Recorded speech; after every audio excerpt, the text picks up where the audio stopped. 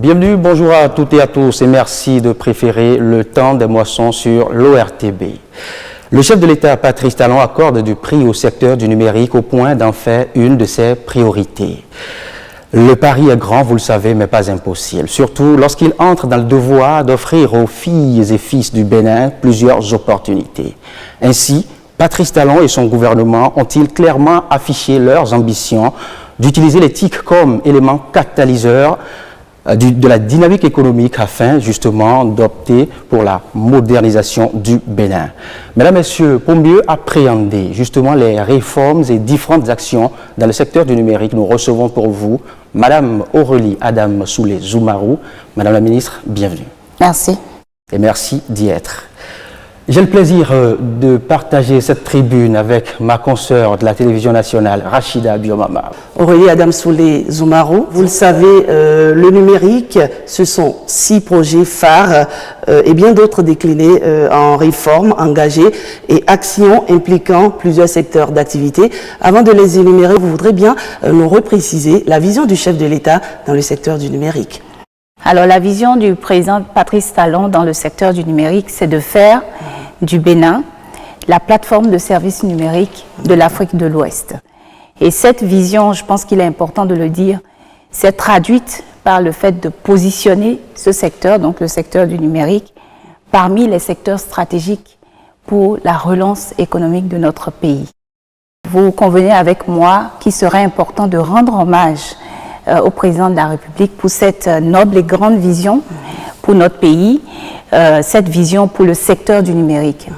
En tant que nation, je pense que c'est une grande chance d'avoir un leader, un président de la République qui a su apprécier la place que le numérique et la digitalisation occupent et donc positionner ce secteur comme prioritaire dans notre pays, le Bénin. Vous savez, je peux vous le dire parce que je suis du secteur, parce qu'au cours de ma vie professionnelle, j'ai eu l'occasion de travailler avec de nombreux pays et beaucoup n'avaient pas cette chance-là. Lorsqu'on entame, on met en œuvre une transformation digitale engagée en tant que pays, on peut accélérer sa marche vers le développement. Et c'est la preuve, si besoin en était, que le président Patrice Talon maîtrise les enjeux de développement du XXIe siècle avec cette vision-là. Alors finalement, le numérique est une réelle opportunité pour un pays comme le Bénin. Le numérique a une très grande opportunité et lorsque le président de la République, le président Patrice Talon, a donc mis en œuvre cette vision, ce que nous avons fait au niveau du secteur, au niveau du ministère, c'est de décliner cette vision à travers notre politique sectorielle, dont la déclaration a été adoptée au mois de novembre en 2016. Et ensuite, le plan stratégique, évidemment, qui en suit, s'est décliné à travers les 6 projets phares du secteur du numérique que l'on retrouve dans le programme d'action du gouvernement. Alors, en 4 ans, Loris, d'abord, bien de choses ont été réalisées dans le secteur du numérique. Justement. Et oui, Madame la Ministre, avant de poursuivre, vous voudriez bien nous rappeler les grands axes de votre secteur d'activité. Alors, je parlais donc des 6 projets phares. C'est ce qu'il faut retenir dans le programme d'action du gouvernement pour le secteur du numérique. Nous avons un projet relatif au déploiement de l'Internet haut et très haut débit sur toute l'étendue du territoire national. Nous avons un projet phare relatif à la généralisation de l'usage du numérique par l'éducation et la formation. Nous avons également un projet relatif à la mise en œuvre de l'administration intelligente que nous appelons le Smart Gouv. Ensuite, nous avons le passage à la télévision numérique terrestre. Ah oui. Ensuite, on a également le développement du commerce électronique et de l'écosystème. L'e-commerce. Le e-commerce, tout à fait. Et comme 6e projet, la promotion et le développement des contenus numériques dans notre pays. Alors, que comprendre de l'installation de la fibre optique et son impact sur les nouvelles offres de Bénin Télécom Services, Madame Aurélie Adam Soulé-Zoumarou? Alors donc nous sommes là en plein dans le projet phare relatif au déploiement de l'Internet haut et très haut débit. Alors ce qui s'est passé, c'est quoi? C'est qu'en 2016, lorsqu'on a établi le diagnostic du secteur du numérique, nous avons fait 2 constats majeurs. Le premier, c'est qu'il y a une carence en infrastructure numérique terrestre, bien que nous ayons 2 câbles sous-marins qui atterrissaient au Bénin, ce qui est quand même quelque chose de majeur en tant qu'infrastructure. Mais une fois que vous passez l'étape du câble sous-marin, au niveau de l'infrastructure terrestre, une grande carence.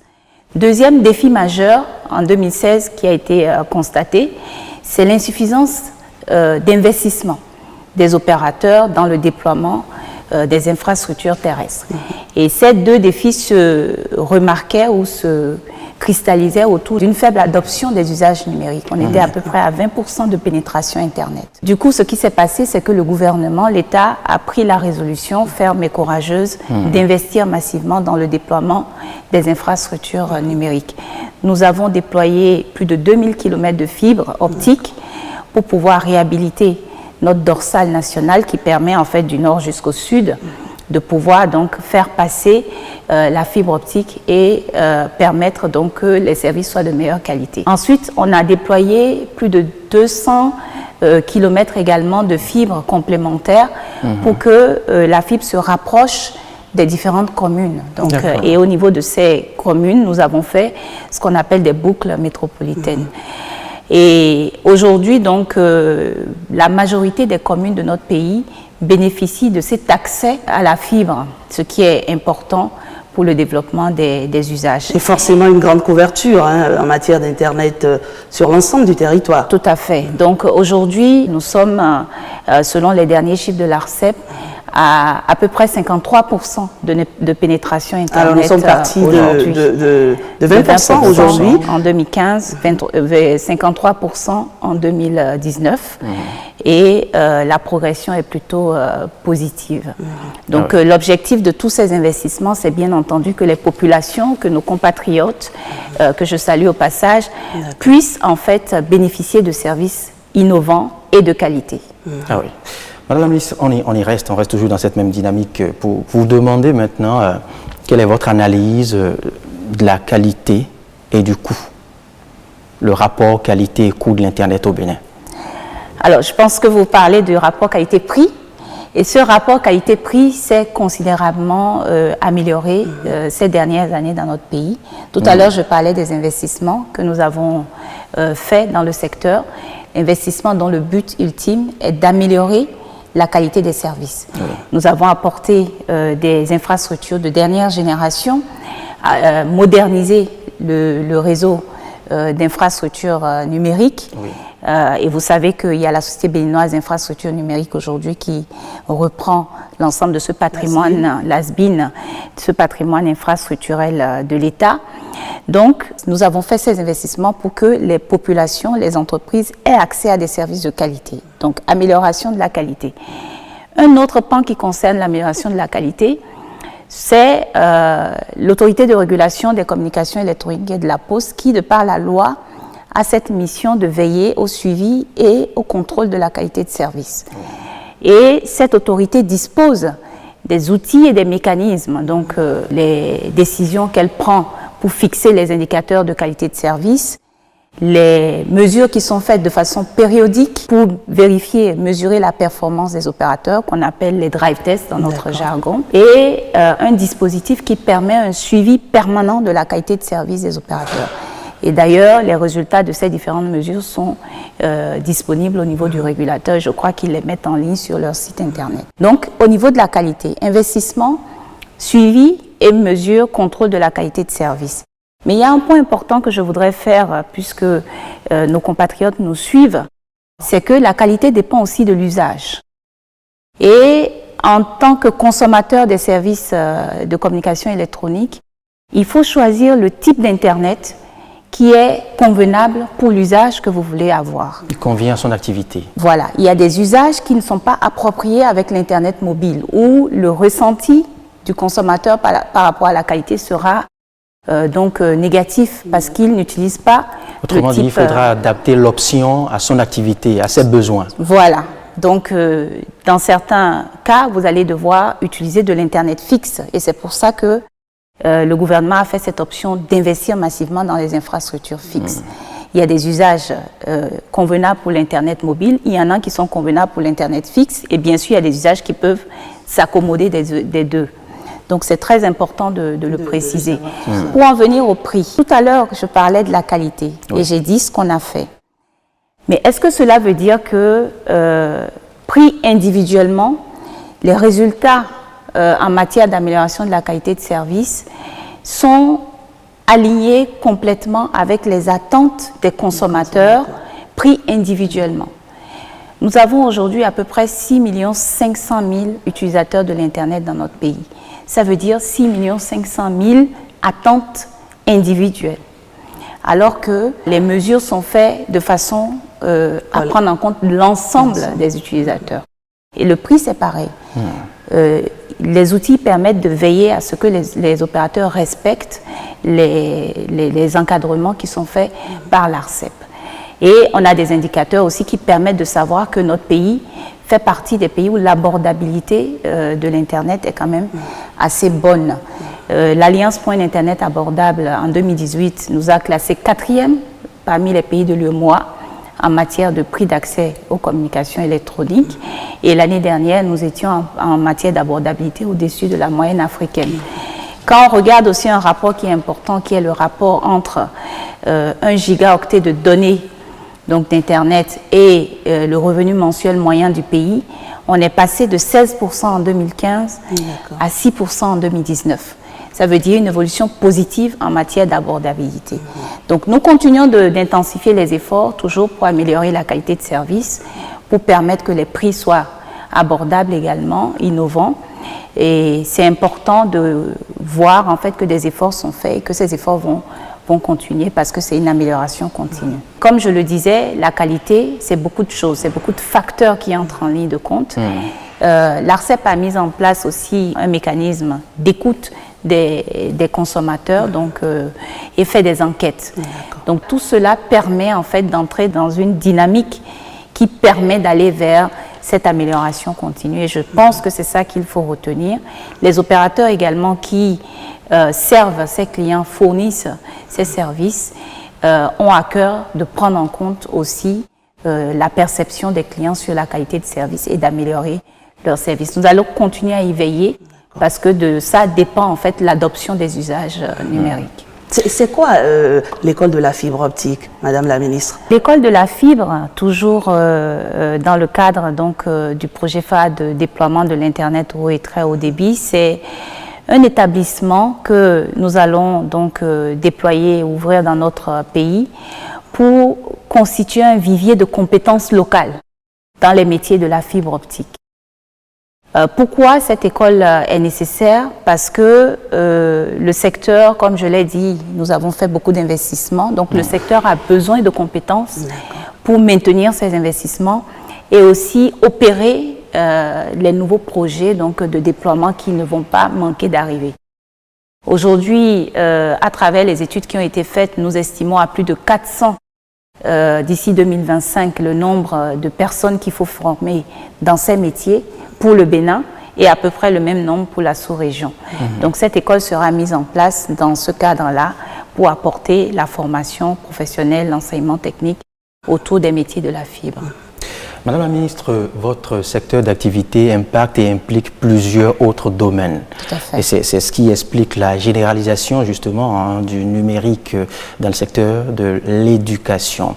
Avant de vous écouter bien à propos, on va faire un tour à la régie pour suivre justement une vidéo, un reportage qui nous permet de mieux comprendre, d'entrer dans l'économie de ce projet, bien évidemment, qui concerne la généralisation de l'usage du numérique dans le secteur de l'éducation. Et on revient bien après.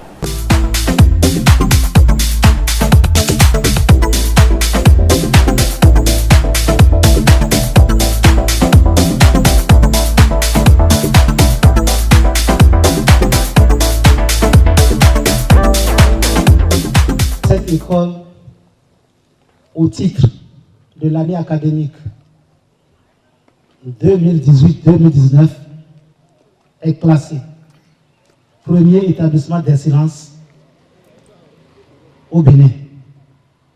Les résultats sont de 100% au baccalauréat et de 100% au PPC.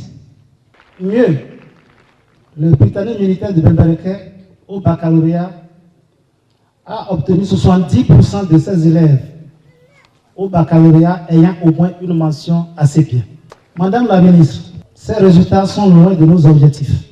Les objectifs affichés de cette école, c'est non seulement les 100% aux différents examens, mais c'est réussir à avoir, et je le dis au nom de tous les prochains candidats, 100% de mention au moins assez bien au Prytanée militaire de Bembereké. Je voudrais, par ma voix, féliciter le gouvernement et la ministre pour l'honneur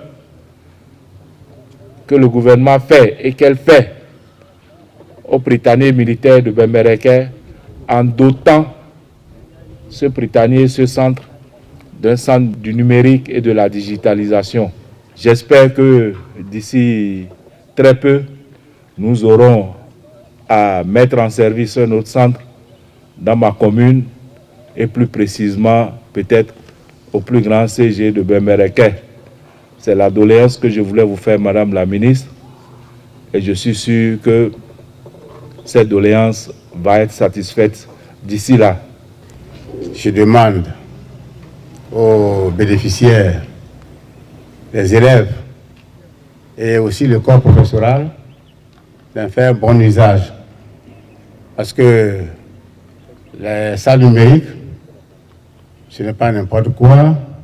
Une salle numérique, c'est un investissement lourd.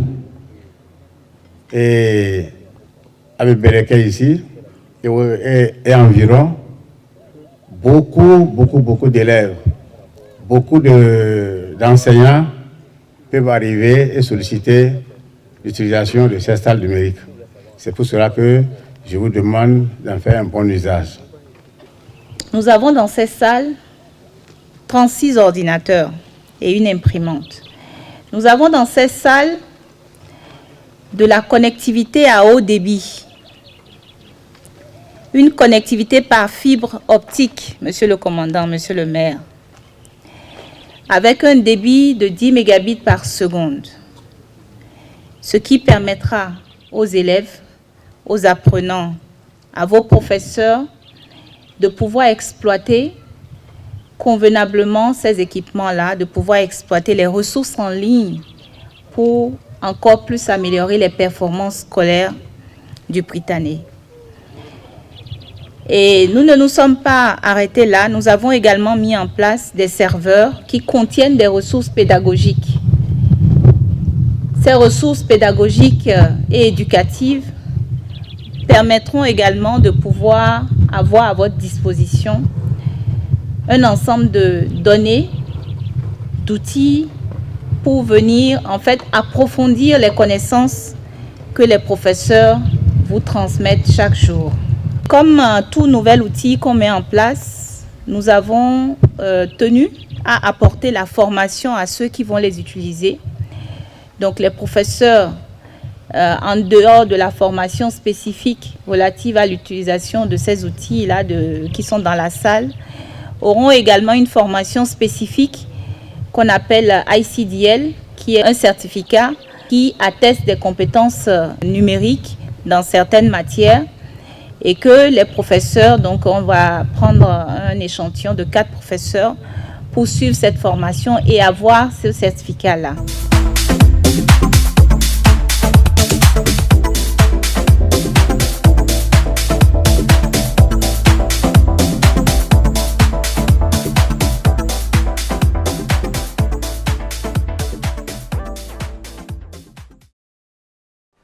Madame la ministre, vous voici au service de l'éducation. Oui, tout à fait. Comme j'aime à le dire, le numérique a trouvé son chemin dans nos écoles et c'est très heureux parce que le président Talon nous a demandé de préparer les générations aux défis d'aujourd'hui et de demain. Et préparer ces générations aux défis d'aujourd'hui et de demain, c'est donner les compétences donc à ces jeunes élèves dont ils auront besoin plus tard pour leur vie professionnelle, pour leur vie tout court. Et pourquoi avoir mis en place les 40 points numériques communautaires? Déjà, il est utile de préciser, puisque nos compatriotes vont nous juger sur cela, il est important qu'ils comprennent que nous avons abordé ainsi le projet phare sur la généralisation de l'usage du numérique par l'éducation et par la formation. Les points numériques communautaires sont des espaces que nous avons mis en place au niveau des communes de nos pays pour donner accès à 3 services essentiels à la population. Le premier service, c'est celui d'avoir une salle composée de 10 ordinateurs par commune, avec d'autres ressources numériques et informatiques qui permettent en fait de pouvoir donc avoir un accès à Internet haut débit, mais aussi bénéficier de formation. Premier service. Le second service, c'est que nous avons déployé au niveau de certains endroits à haute fréquentation, comme les maisons des jeunes, des bornes Wi-Fi qui permettent aux personnes qui fréquentent ces lieux de pouvoir avoir un accès également, mais gratuit cette fois-ci. Et le troisième service, c'est qu'en amenant ces points numériques dans ces communes, les administrations, les structures privées, les ONG, toutes les organisations et même les ménages dans ces communes peuvent souscrire à des offres. Tout à l'heure, je parlais de l'Internet fixe, donc à des offres de fourniture d'Internet fixe. Donc les PNC, les points numériques communautaires, servent à rapprocher le haut débit de nos populations, de nos entreprises, quel que soit l'endroit où ils se trouvent sur le territoire. On en a déployé 40 aujourd'hui, servant ainsi plus d'1 million de nos compatriotes. Et vous avez des retours et les retours sont très très positifs. Parce que ces PNC sont évidemment fréquentés par toutes les catégories socio-professionnelles de notre pays, les artisans, les jeunes, les élèves, les jeunes, les vieux, tous ceux qui ont besoin d'avoir un accès à Internet et aussi de se former à l'utilisation des outils Internet. Mais je pense que vous avez confondu les points numériques communautaires et les salles numériques dans les établissements. Les salles multimédia. Les salles multimédia. Alors ces salles dans les établissements, c'est une autre composante de ce projet phare que nous sommes en train d'aborder, sont déployées, elles, dans les établissements scolaires. Aujourd'hui, grâce au déploiement de ces 28 salles, nous avons touché 37 000 apprenants dans les établissements scolaires de notre pays. Nous avons touché plus de 2000 enseignants qui peuvent donc utiliser des ressources pédagogiques numériques pour améliorer leur enseignement, avoir accès à des ressources auxquelles ils n'auraient pas eu accès si ces salles n'existaient pas. Donc c'est des points avec entre 30 et 40 ordinateurs et les élèves donc, peuvent bénéficier de ces ressources. On a formé aussi près de 70 points focaux dans les établissements des enseignants. C'est ce que vous appelez les classes numériques? Ce sont les classes numériques, tout à fait. Et ces classes sont autonomes en énergie, c'est ce qu'on a vu dans l'élément témoin. Et là encore, les témoignages sont très très encourageants. Les parents d'élèves sont très contents. Et évidemment, les responsables d'établissement, les enseignants le sont aussi. Et les apprenants peuvent bénéficier donc de ces ressources mises en place. On voit donc qu'il y a un certain engouement autour de ce projet, Madame la Ministre. Ah oui, c'est un projet qui a un impact fort sur la population parce que du coup, la population touche du doigt ce que c'est que le numérique et donc les usages commencent à être vraiment perçus dans le quotidien de nos compatriotes et c'est heureux que cela soit comme ça. Mais jusque-là, tous les établissements du Bénin n'en disposent pas encore. Prévoyez-vous de l'étendre à tout le pays? Ce que nous avons fait jusqu'ici, c'est que nous avons déployé 12 salles numériques dans l'enseignement maternel et primaire, 12 dans l'enseignement secondaire, donc à raison ça fait 24, donc 2 par département de notre pays, plus 2 lycées de jeunes filles et 2 lycées d'excellence, dont le Britannique militaire. Donc 28 au total. Cette année, il est prévu de déployer également dans 24 autres établissements et avec le développement de la stratégie de l'enseignement technique et de la formation professionnelle, le numérique va continuer en fait à entrer dans les établissements scolaires. Donc c'est un début, ce n'est pas une fin, bien au contraire, nous allons continuer à le faire et l'objectif c'est bien que chaque élève de notre pays puisse avoir accès à ces ressources et pouvoir les utiliser convenablement. Mais quel est l'intérêt d'introduire le numérique au niveau du secteur scolaire, par exemple? Ah non, la pour question... les élèves qui vous écoutent, qui vous regardent, il est important de repréciser tout ça pour eux. En fait, aujourd'hui, il n'y a pas de domaine qui n'est pas touché par le numérique. Le numérique est un secteur transversal. Les élèves, les enfants qui sont à l'école et qui sont en train d'apprendre seront demain les citoyens qui seront en situation professionnelle. Donc je pense qu'il est important que dès le bas âge, dès la maternelle, dès le secondaire, qu'ils aient les bonnes notions de façon à ce que le numérique voilà, fasse partie en fait de leur apprentissage. Première chose. Deuxième chose, c'est tout simplement qu'avec le numérique, les enseignants aussi peuvent optimiser leur pratique pédagogique et bien entendu gagner du temps. Mes parents ont tous deux été instituteurs. Je me souviens des longues nuits à faire des fiches, justement pour pouvoir le lendemain ou la semaine suivante enseigner. Avec le numérique, l'enseignant peut optimiser cela et bien entendu gagner en fait du temps, gagner aussi en qualité par rapport à ce qu'il apprend à ses élèves, parce que ainsi, grâce au numérique, grâce à Internet, il peut avoir accès à des ressources, des cours qui sont partout dans le monde. Donc c'est un apport vraiment important. Nous allons poursuivre ce temps des moissons qui retrouve au menu le secteur du numérique et de la digitalisation. Madame la ministre, on sera à présent un peu technique. J'espère que vous aurez le langage profond pour vous rendre accessible aux profanes et aux citoyens ordinaires. Dites-nous ce qu'on peut comprendre de la MOU, de l'évaluation du personnel de l'administration, de la pertinence des centres de certification.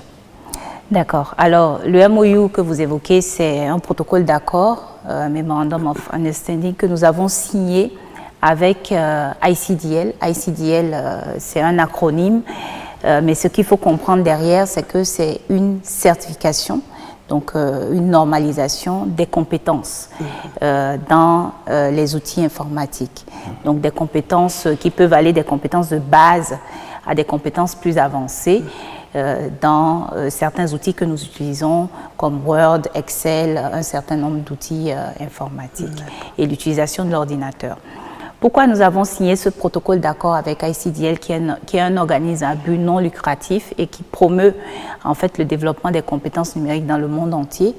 Parce que nous pensons, comme je le disais tout à l'heure, qu'il faut doter chaque citoyen béninois de ses compétences. Chacun à son niveau, quelles que soient ses occupations, quel que soit son quotidien, a besoin à un moment donné d'utiliser le numérique, ne serait-ce que par le portable. Donc, ce MOU a été signé et ensuite le gouvernement nous a donné l'autorisation de procéder à l'évaluation du personnel de l'administration.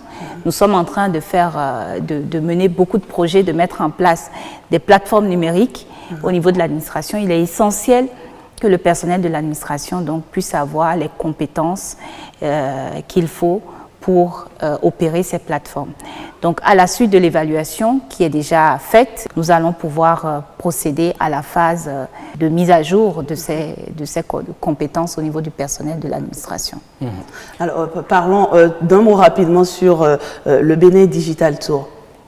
Alors, le Bénin Digital Tour, toujours au sein de ce projet phare de généralisation de l'usage du numérique par l'éducation et la formation, c'est un tour que nous faisons à travers le pays pour former toujours toutes les catégories socio-professionnelles qu'on rencontre dans ce tour à l'usage de l'outil numérique.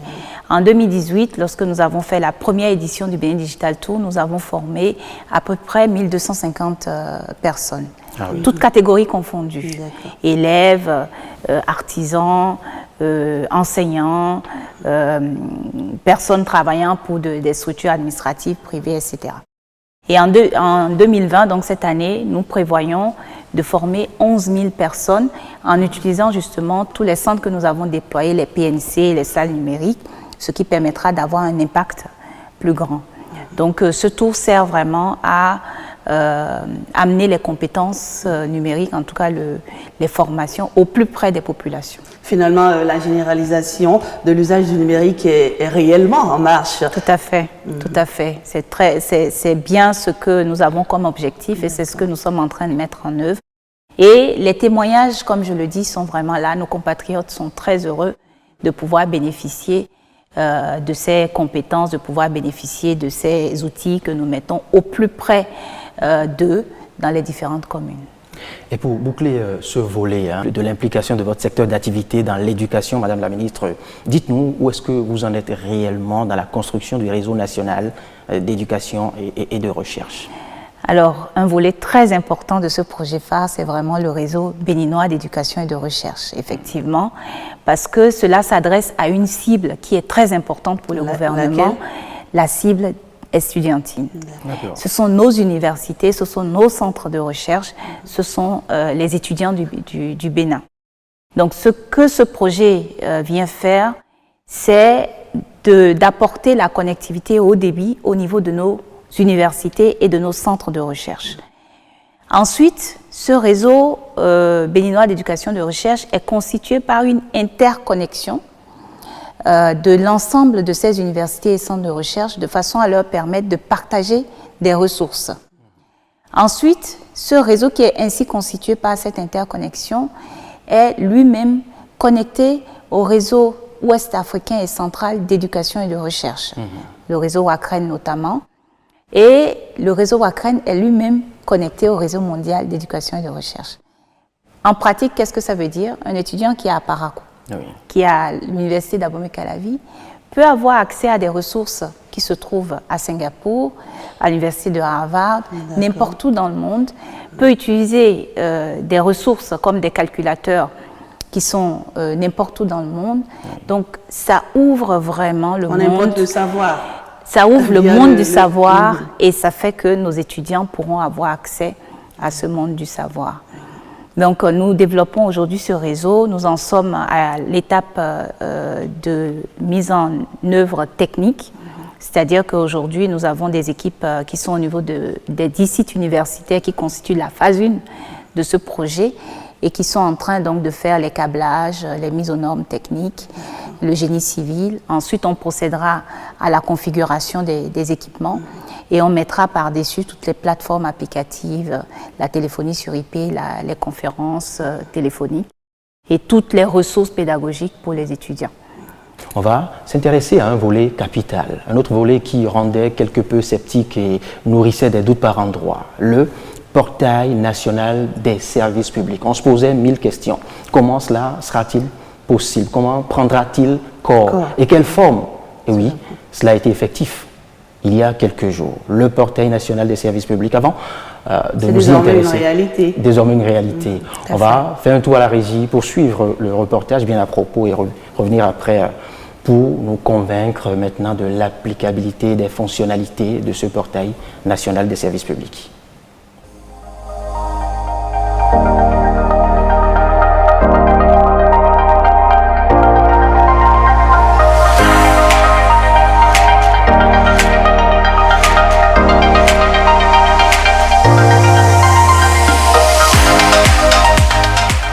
Je vous avais dit que l'année 2020 verrait naître le portail national des services publics du Bénin. Eh bien, nous y voilà aujourd'hui. Et c'est un pas majeur parce que l'administration publique représente en fait l'interface entre l'État et les citoyens, entre l'État et les entreprises. Nous avons aujourd'hui un portail abouti et sécurisé.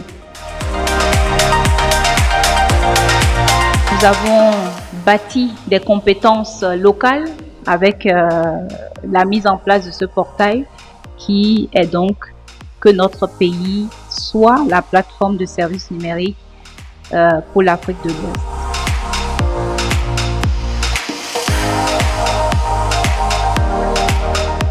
Aujourd'hui, sur le portail, nous avons environ un peu moins de 300 services. Nous arrivons à capturer l'information et seulement l'information dont nous avons besoin et à composer, s'il s'agit du certificat de nationalité ou du RCCM, ce document de manière automatique et à le valider avant de le délivrer. Donc il y a derrière le portail une technologie importante, une technologie majeure que constitue cette interopérabilité des systèmes d'information.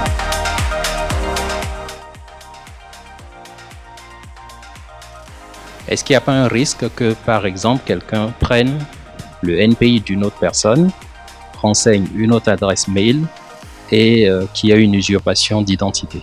À partir du moment où vous avez votre numéro NPI, vous avez sur le portail la possibilité de créer pour la première fois votre compte. Et vous avez une interface qui est assez simple, c'est assez important de dire qu'elle est intuitive, qui va vous demander de rentrer le numéro NPI que vous avez eu à l'ANIP. Vous avez un one-time password, c'est-à-dire un mot de passe qui vous est envoyé sur votre téléphone. Pourquoi? Pour être sûr que la personne qui est allée récupérer le numéro NPI à l'ANIP est bien la personne qui s'est connectée sur le portail et qui a donc son téléphone en main à ce moment-là.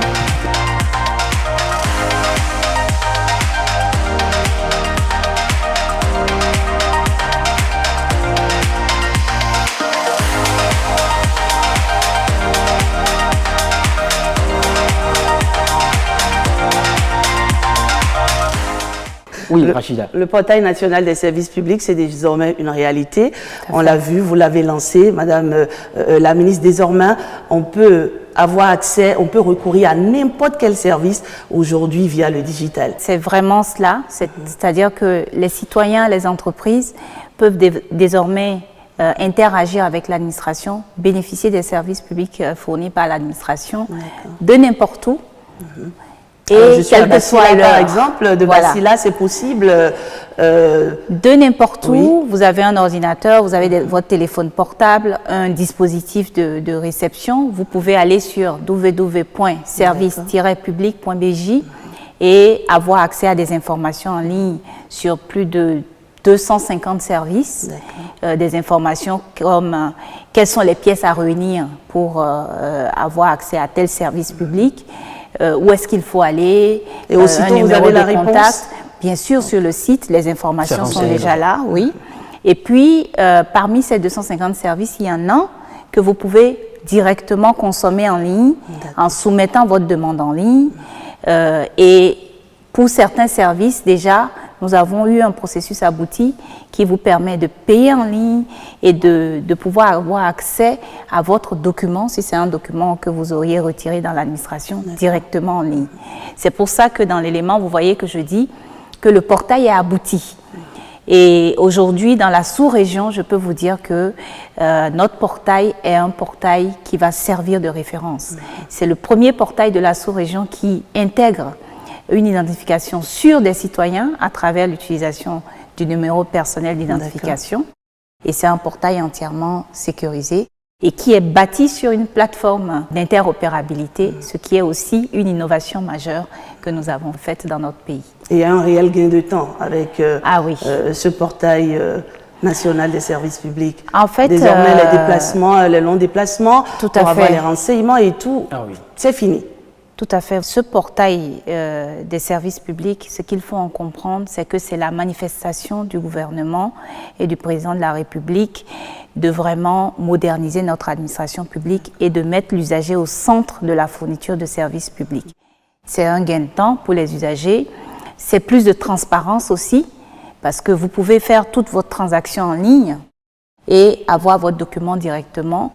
Et bien entendu, c'est l'assurance que tous les usagers sont traités de façon égale, parce que l'outil numérique ne fait pas de discrimination.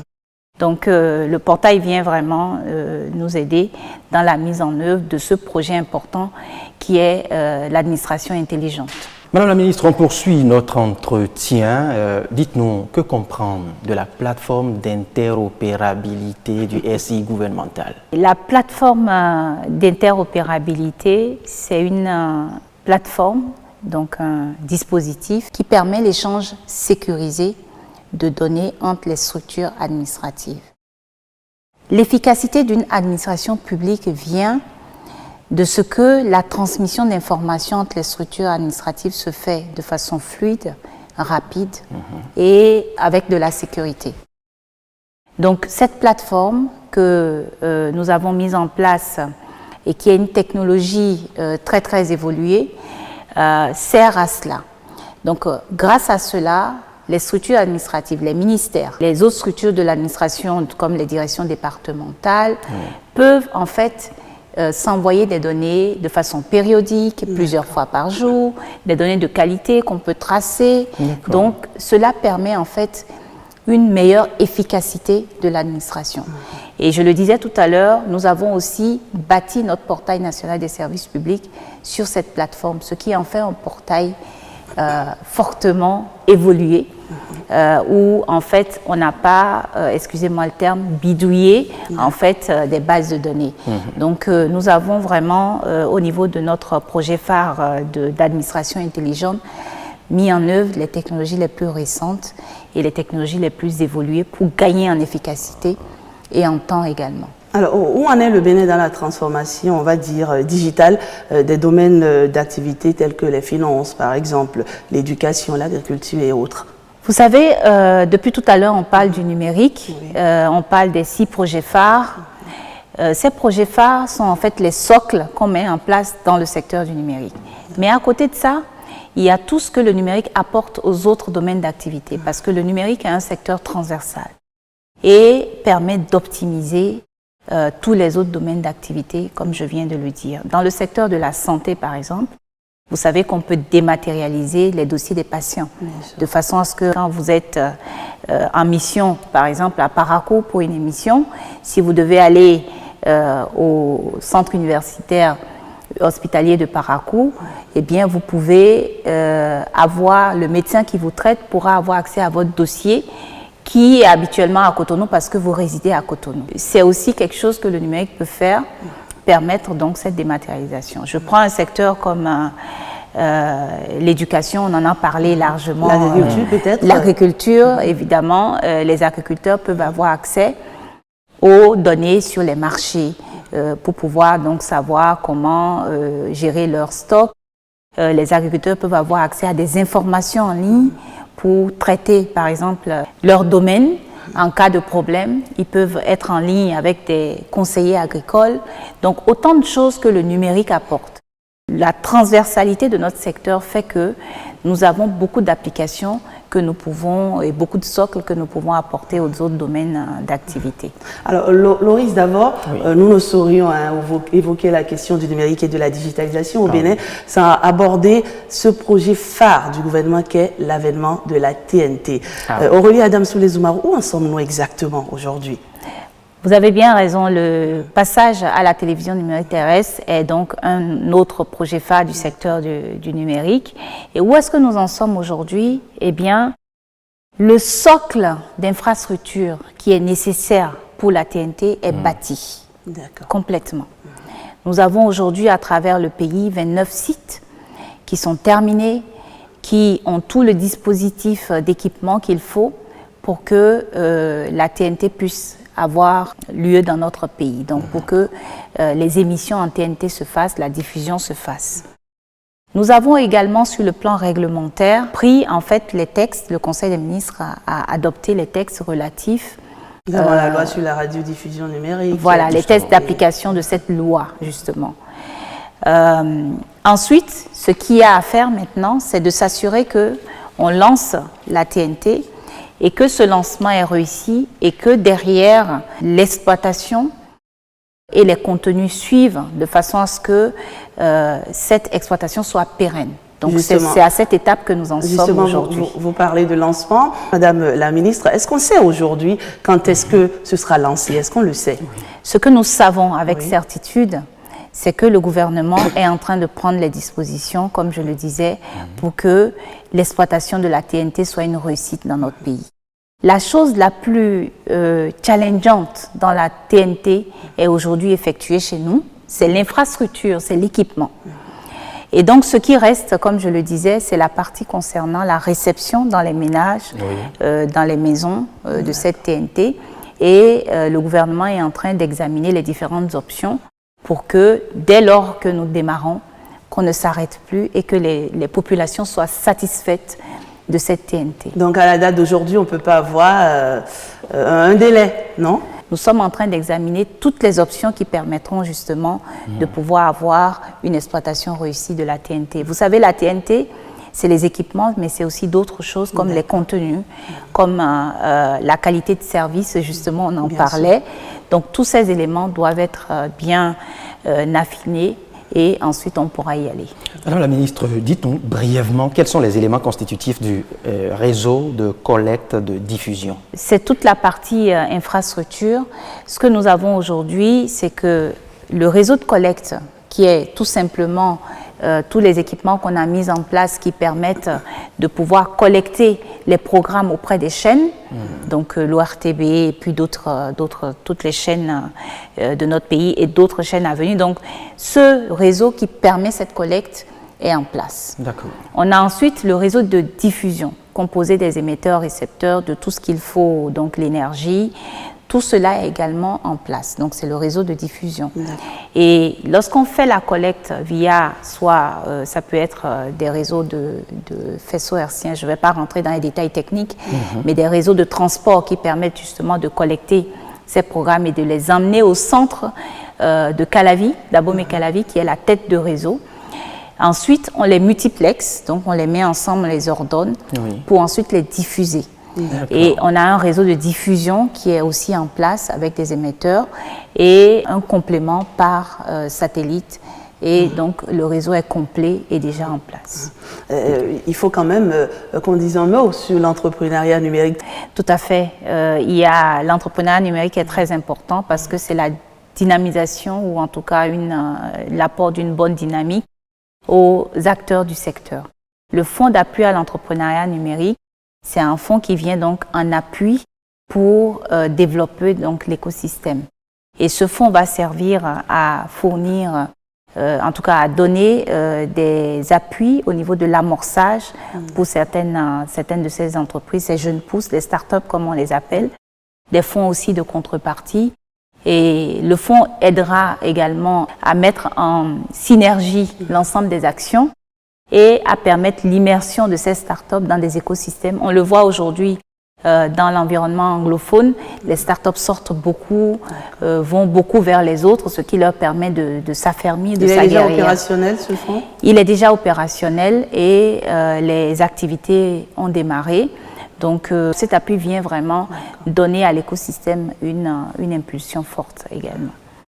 Madame la ministre, je ne voudrais pas vous proposer une conclusion à connotation polémique, mais nous n'allons quand même pas y mettre un thème sans aborder notre fameux code du numérique.